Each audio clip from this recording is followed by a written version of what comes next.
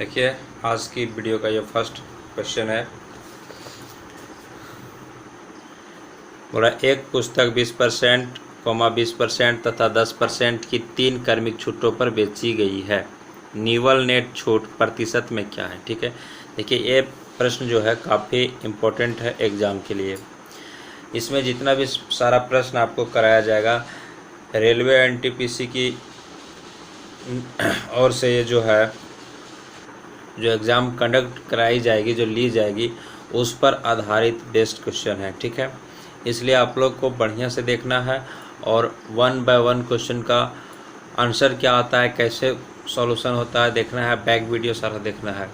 आपका इससे बाहर प्रश्न आने वाला नहीं है, सारा चुनिंदा प्रश्न को लिया जा रहा है। आप कहीं भी कोई सेट बनाइए, देख लीजिए मिला करके प्रश्न मैच करता है या नहीं। ठीक है, इसलिए आप लोग पढ़ने की कोशिश करिए और जो फैमिली मेम्बर में जो एनटीपीसी ग्रुप डी का जो तैयारी कर रहे हैं उसको इधर उधर पेड क्लास में मत फंसने दीजिए, ऐसे भी लॉकडाउन है। ठीक है, ये फ्री ऑफ कॉस्ट है, आप पढ़ते रहिए। जब तक रेलवे की एग्ज़ाम नहीं आ जाती है तब तक आपको इस चैनल पर वीडियो मिलते रहेगा। मैथ्स का और रीजनिंग का भी शुरू किया जाएगा, रीजनिंग का भी आपको मिलेगा। देखिए यहाँ पर बोल रहा है एक पुस्तक का कितना 20% छूट था, तो यहाँ मान लेते हैं 100 में 20% छूट था। ठीक है, तो 100 में 20 घटा देंगे कितना हो जाएगा, 80 बचेगा। और 20 में फिर 100 में 20 घटा देंगे कितना बचेगा, 80 बचेगा। क्योंकि ये छूट दे रहा है ना, 10% छूट दे रहा है, फिर कितना हो जाएगा 90/100। ठीक है, ये 100 यहाँ पर लेना है, इंटू 100 लेना है, क्योंकि छूट निकाल रहे हैं हम लोग। और कितना में निकाल रहे हैं, प्रतिशत में निकाल रहे हैं। ठीक है, इसलिए अब देखिए यहाँ पर ये 2 0 चला गया, यहाँ से ये चला गया, ये चला गया, ये चला गया, ये चला गया, ये से ये चला गया। 88 64 को 9 से गुना कर देंगे, 9 छक 36 के 6 बाकी 3, 9 छक 54 और 3 57 बटे कितना हो जाएगा, 10 हो जाएगा। देखिए यहाँ पर करना क्या है, जब भी इस तरह से छूट दिया हो, लगातार 3 छूट दिया हो, तो क्रमिक छूटों पर बेची गई है, निवल नेट आपसे मांग रहा है, छूट मांग रहा है, तब आपको क्या करना है। यहाँ पर देखिए यहाँ 100 लेना है, क्योंकि प्रतिशत क्या हम मांग रहा है, प्रतिशत में 100 लेना है। और 100 का देखिए क्या करना है, 20%, तो 20% कितना हो जाएगा, 20% छूट होगा 100 में तो 80 बचेगा, 80/100। 20 छूट होगा तो 80/100, 10 छूट होगा तो 90/100। यहाँ से निकाल लेना, ये हम लोग कितना आ जाएगा, 57.6 आ जाएगा। ठीक है, अब क्या करना है, लास्ट में निवल नेट निकालने के लिए 100 में घटा देना है। ठीक है, हर प्रश्न में ऐसा ही करना है, इस तरह का जितना भी प्रश्न पूछा जाए। यहाँ पर देखिए इसको घटा देते हैं,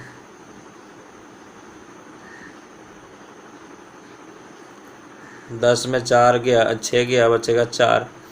यहाँ पर बचा 9, 9 में 7 गया 2, 9 में 5 गया, यहाँ बचेगा 4, 42.2% आ गया। ठीक है, कौन हो जाएगा ऑप्शन, ऑप्शन नंबर ए इसका राइट आंसर है। जो भी इस तरह का प्रश्न पूछा जाए, सारा प्रश्न में क्या करना है, इस तरह से निकाल लेना है और फिर 100 में उसका जो आएगा वो घटा देना है। ठीक है, आपका नेट निकल जाएगा। ठीक है, क्योंकि ये छूट दिया जा रहा है, हम लोग कितना 100 में निकाल रहे हैं, तो 100 में फिर कितना छूट दे रहा है वो आपको निकाल के बताना पड़ेगा। तो इतना छूट मिल रहा है 42.4%, पूरा निवल छूट जो है। नेक्स्ट प्रश्न में बोल रहा है, देखिए इस तरह से दिया गया है और यहाँ पर आपको निकालना है, इसको सॉल्व करना है। ठीक है, देखिए कैसे सॉल्व करेंगे। यहाँ पर रूट ये 3 है। ठीक है, क्यूब रूट यहाँ दिया हुआ है 512। 512 किसका क्यूब होता है, 512 क्यूब जो होता है 8 का क्यूब होता है, और इस पर पावर रूट क्यूब है, मतलब 1/3 है। ठीक है, 169 किसका वर्गमूल होता है, ये 13 का होता है। फिर 216 किसका, 6 का क्यूब है, 6 को 3 बार गुना करेंगे कितना आ जाएगा, 216। ये जो पावर क्यूब रूट है इसका पावर कितना हो जाएगा, 1/3 हो जाएगा। 225 का वर्गमूल क्या होता है, तो 15 होता है। अब यहाँ से क्या करेंगे, ये 3 से 3 कट गया, 8 बचेगा, 13 बचेगा, ये 3 से 3 कट गया, 6 बचेगा और ये 15।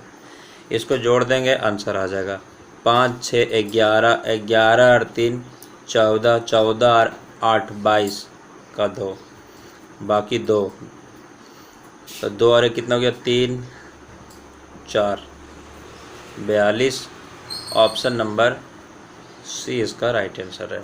ठीक है, देखिए ये 512 क्यूब रूट कैसे हुआ। आप कम से कम 1 का तो क्यूब सबको पता रहता है, 1 2 3 5 तक, 6 से लेकर के 9 का क्यूब याद रखिए। ठीक है, ये बहुत काम आता है एग्जाम में। नेक्स्ट प्रश्न देखिए, बोल रहा है यदि राजन 20 रुपया में 21 कलम खरीदता है तथा सभी कलम 21 रुपया में 20 कलम की दर से बेच देता है तो लाभ प्रतिशत क्या होगा। ठीक है, राजन जो है 20 रुपया में क्या करता है 21 कलम खरीदता है 20 रुपया में। हाँ, ये इसका क्या हो जाएगा क्रय मूल्य हो जाएगा। और 21 कलम 20 रुपया में 21 कलम खरीदता है। यहाँ पर देखिए 21 कलम ये खरीद रहा है। हाँ, एक कलम खरीद रहा है कितना 20 रुपया में। इसको क्रय मूल्य नहीं लिखेंगे नहीं तो आप लोग गड़बड़ हो जाएंगे। फिर बोल रहा है तथा सभी कलम 21 रुपया में 20 कलम की दर से बेच देता है। फिर सभी कलम को क्या करता है 21 रुपया में, अबर क्या करता है 21 रुपया में 20 कलम की दर से बेच देता है। तो ऐसे भी देखिए इसको फ़ायदा हो रहा है यहाँ पर। हाँ, समझने की कोशिश करिए। ये लिखेंगे क्रय मूल्य से उस तरह लिख के बनाएंगे तो समझने में परेशानी होगी। डायरेक्ट समझिए कि राजन 20 रुपया में 21 कलम खरीदता है, 20 रुपया में 21 कलम खरीदता है। अब फिर क्या करता है अगर 21 कलम को 21 रुपया में 20 कलम की दर से बेच देता है। ठीक, तो बोल रहा है लाभ प्रतिशत ज्ञात करिए।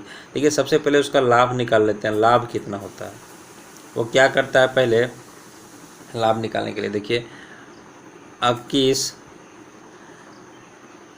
लाभ देखिए निकालते हैं। ये इसका समझिए बेचने की प्रक्रिया है ये। ठीक है, यहाँ पर और ये खरीदने की प्रक्रिया है। तो विक्रय मूल्य वीडियो में प्रॉब्लम हो गया था। देखिए यहाँ पर बोल रहा है राजन 20 रुपया में 21 कलम खरीदता है। ठीक है, 20 में 21 कलम खरीदता है। फिर क्या करता है 21 रुपया में 20 कलम की दर से बेच देता है। ये बेचने की प्रक्रिया है, ये खरीदने की प्रक्रिया है। ठीक है, तो लाभ निकालेंगे बेचने में से खरीदने की प्रक्रिया को घटा करके। तो देखिए यहाँ पर 21/20 कर दिए और यहाँ पर 20/21 कर दिए। यहाँ से निकल जाएगा हम लोग का कितना लाभ। देखिए इसका एलसीएम हो जाएगा 20 × 21, ये 20 से 20 चला गया, 21 से 21 × 21 हो जाएगा। ठीक है, यहाँ पे 21 का स्क्वायर कितना होता है 441 होता है। ये से ये हो गया 20 का स्क्वायर कितना होगा 400 होगा, बचा कितना 41 बटा में 21 दूना कितना हो गया 42, ये 420 हो गया। ठीक है,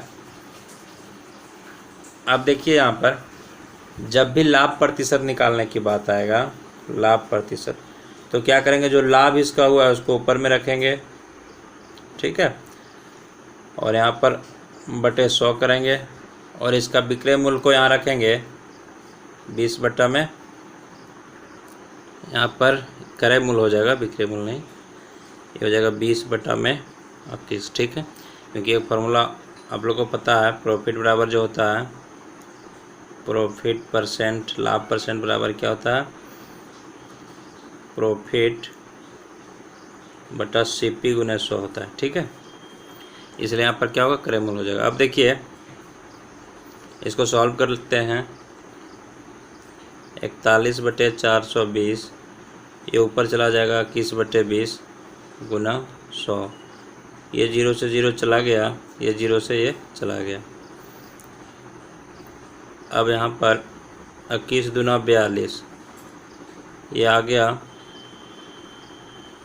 41/2 दूना 4, 41/4, 4 से इसको क्या करेंगे डिवाइड करेंगे। तो यहाँ पर होगा 4 × 40.1 बचेगा, फिर 4 दूना 8, 4 × 20, 10.25। ऑप्शन नंबर कौन हो जाएगा सी हो जाएगा लाभ प्रतिशत इसका। ठीक है, ये हो जाएगा यहाँ पर 10.25। इसमें बोल रहा है एक समकोण त्रिभुज का आधार और लंब क्रमशः 12 सेंटीमीटर और 5 सेंटीमीटर है। त्रिभुज की परित्रिज्या ज्ञात करिए। देखिए समकोण त्रिभुज है, समकोण त्रिभुज मतलब एक कोण उसका क्या है 90 डिग्री है। यहाँ पर देखिए ये 90 डिग्री है। इसमें से दिया हुआ है आधार दिया हुआ है, इसका ये आधार है, आधार 12 दिया हुआ है और लंब दिया हुआ है 5 सेंटीमीटर, ये 5 सेंटीमीटर ये निकालना है। मतलब आधार बी दिया हुआ है और ये पी दिया हुआ है लंब परपेंडिकुलर, ये हाइपोटेनस पता नहीं है। कर्ण हम लोग जानते हैं क्या होता है, कर्ण स्क्वायर बराबर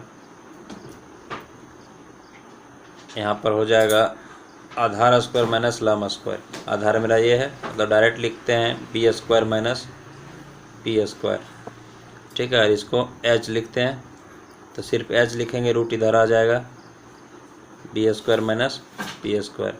अब बी कितना 12 है, 12 का स्क्वायर हो जाएगा और ये हो जाएगा 5 का स्क्वायर,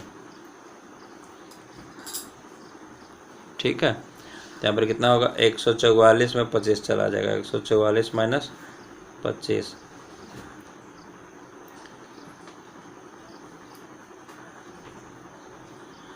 एक कर्ण है, कर्ण ये प्लस होता है कर्ण में, ठीक है, कर्ण में प्लस होता है। ये हो जाएगा 169, इसका कितना हो जाएगा 13 हो जाएगा। ये मेरा कितना निकल गया 13। अब परित्रिज्या जो निकालते हैं ना, इसी का आधा होता है परित्रिज्या, इसका आधा होता है कर्ण का। तो लिखेंगे परित्रिज्या बराबर, हमेशा ध्यान रखना है परित्रिज्या कर्ण का आधा होता है, h/2 हो जाएगा। मतलब 13/2 कितना आएगा 6.5। ऑप्शन नंबर सी इसका राइट आंसर हो जाएगा, ठीक है। 19 के पूर्व सभी अभाज्य संख्याओं का औसत क्या होगा, ठीक। देखिए 19 के पूर्व जो अभाज्य संख्या है वो कितना कितना हो जाएगा।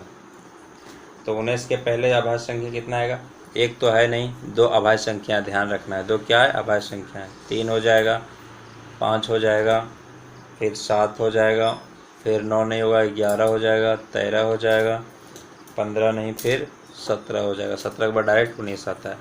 देखिए अभाज्य संख्या वो है जो सिर्फ व सिर्फ एक और अपने से विभाजित होता है, ठीक। एक और अपने से विभाजित होता है, उसे क्या बोलते हैं अभाज्य संख्या बोलते हैं।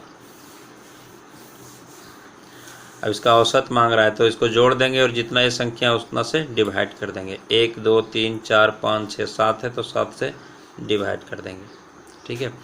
देखिए यहाँ पर कितना आ जाएगा, इसको जोड़ेंगे तो 7 3 10 11 11 7 18 18 और 5 23 23 और 5 28 का 8 बाकी 2 2 और 1 3 4 5 5 ये आ जाएगा 58/7 आ जाएगा, ठीक है। इसको यहाँ पर डिवाइड कर देंगे, 7 8 56 बचेगा 2, 7 दूना 14, फिर यहाँ पर ये 8 6 बचेगा, 7 8 फिर 56। ऑप्शन नंबर ये इसका राइट आंसर हो जाएगा, ठीक है। औसत कैसे निकालते हैं, जितना भी संख्या रहता है उसको जोड़ लेते हैं और संख्या जो संख्या रहता है जितना संख्या रहता है उसका योग कर लेते हैं और जितना संख्या का नंबर रहता है उसे डिवाइड करते हैं। जैसे 1 2 3 का औसत निकालना है तो क्या करेंगे, सारा को जोड़ लेंगे और संख्या कितना 1 2 3 3 से डिवाइड कर देंगे, क्या निकल जाएगा औसत निकल जाएगा। नेक्स्ट प्रश्न में बोल रहा है रसिका एक कार्य को 5 दिन में कर सकती है, रसीम उसी कार्य को 7 दिन में कर सकती है। दोनों एक साथ मिलकर कार्य को पूरा करते हैं तथा उनको कार्य के लिए 240 रुपया मिलते हैं। रसिका का हिस्सा क्या है, ठीक है। देखिए दो व्यक्ति है यहाँ पर, रसिका अभी 1 अनुपात बराबर हो गया तो कितना हो जाएगा इसका, यहाँ से 1 अनुपात बराबर कितना आ गया 20। ये बराबर मत समझिए, ये बराबर दिए हैं, कन्फ्यूजन नहीं होना, अनुपात समझिए, ठीक है। ये क्या अनुपात है 12 अनुपात बराबर, ये दोनों का क्षमता का लिए अनुपात बराबर कितना 240 था। 1 अनुपात कितना निकल गया 20। तब देखिए रसीम का कितना, ये 5 अनुपात हो गया, तब 20 बचे 100। 100 रुपये किसका हिस्सा हो गया रसीम का। रसिका का कितना हो जाएगा 7 दूना 14 140 रुपये। तो देखिए 140 हो गया रसिका का और रसीम का 100 रुपये, दोनों मिलके कितना होता है 240 होता है। तो कौन हो जाएगा, ऑप्शन ए हो जाएगा। देखिए यहाँ पर रसीम का भी दिया हुआ है 100 रुपया, लेकिन यहाँ पूछा क्या है सिर्फ रसिका का हिस्सा पूछा है, तो रसिका का कितना हो जाएगा 140। क्या किए हैं देखिए रसिका कोई काम को 5 दिन में पूरा कर सकती है, पूरा करने का है। रसीम 7 दिन में पूरा कर सकती है। दोनों का एलसीएम लेंगे वही कुल काम हो जाएगा। अब रसिका एक दिन में कितना काम करती है, एक दिन का, तो 7 काम करती है 35 काम में। और रसीम जो है 35 काम में कितना काम करती है, 5। एक आया कहाँ से, इसको डिवाइड कर दिए 7 से, 7 बजे 35, 5 होते 35, यहाँ से आया है। ठीक है, अब ये दोनों को जोड़ दिया अनुपात में, 7 5 12, 12 अनुपात बराबर कितना, 240 रुपया मिल रहा था। तो 1 अनुपात बराबर कितना हो जाएगा, 240/12 हो जाएगा। ठीक है, अब 1 अनुपात बराबर इतना निकालनी है, इसका 5 अनुपात है, इसका 7 अनुपात है। ऐसे भी इसका रुपया ज़्यादा होगा, 20 से गुना करेंगे 140, इसका 100 होगा। ठीक है, कहीं भी अगर आपको प्रॉब्लम होता है तो आप कमेंट सेक्शन में जाके उस प्रश्न के बारे में बोलिए, आपको वहाँ भी समझाया जाएगा। ठीक है, जहाँ आप फंस रहे होंगे, जहाँ आपका डाउट होगा, क्लियर होगा, या फिर आप स्क्रीनशॉट करके आप व्हाट्सअप कर सकते हैं। व्हाट्सअप नंबर आपको दिया जा रहा है, वहाँ से भी आपको समझा दिया जाएगा। इस पर आप व्हाट्सअप कर सकते हैं, वहाँ से भी आपको बेहतर तरीक़ा से समझाया जाएगा। देखिए, इसमें बहुत इजी प्रश्न नहीं लिया जा रहा है, सिर्फ वैसा ही प्रश्न है जो परीक्षा में आने की अति संभावना है। ठीक है, सिर्फ परीक्षा पर आधारित है, इसलिए बहुत लो लेवल का क्वेश्चन लेकर के चलना और उसको वीडियो बना देना, वो तुरंत आपको समझ में आसानी से आएगा, लेकिन वो परीक्षा के लायक नहीं रहेगा। हम लोग का टारगेट है NTPC रेलवे ग्रुप डी। ठीक है, इसलिए इसको थोड़ा सा बढ़िया से लेना पड़ेगा। ग्रेजुएशन लेवल का भी इसमें क्लियर हो जाएगा, जो इंटर लेवल का भरे हैं वो भी क्लियर हो जाएगा, आपको ग्रुप डी भी साथ साथ क्लियर। देखिए, नेक्स्ट प्रश्न में बोल रहा है, एक यात्रा का 1/3 भाग, कोई यात्रा है, ठीक है, उसका 1/3 भाग, मान लेते हैं यात्रा पूरा होगा तो 1 होगा, उसमें से 1/3 भाग 25 किलोमीटर घंटा की गति से तय किया गया है। यात्रा का 1/2 भाग 45 से किया गया है। यात्रा का 1/2 भाग 45 से किया गया है तथा शेष भाग को 37.5 किलोमीटर पर घंटा की गति से तय किया गया है। शेष जो बच जाएगा, जैसे यात्रा का 1 भाग हुआ, 1 भाग में इतना भाग 25 किलोमीटर से तय किया गया है, और ये जो भाग बचा कितना, 1/2 भाग यहाँ जो है वो 45 की गति से किया है, और शेष भाग जो बच जाएगा उसको कितना से कर रहा है, 37.5 से कर रहा है। कितना भाग बचेगा, तो इसका एलसीएम जब करेंगे तो आ जाएगा 5/3 और 2, 5/6 आ जाएगा, तो 1 में घट जाएगा 5/6, कितना बचेगा, 1/6 बचेगा। ये जो शेष भाग है इसको 37.5 किलोमीटर पर आवर से किया गया है।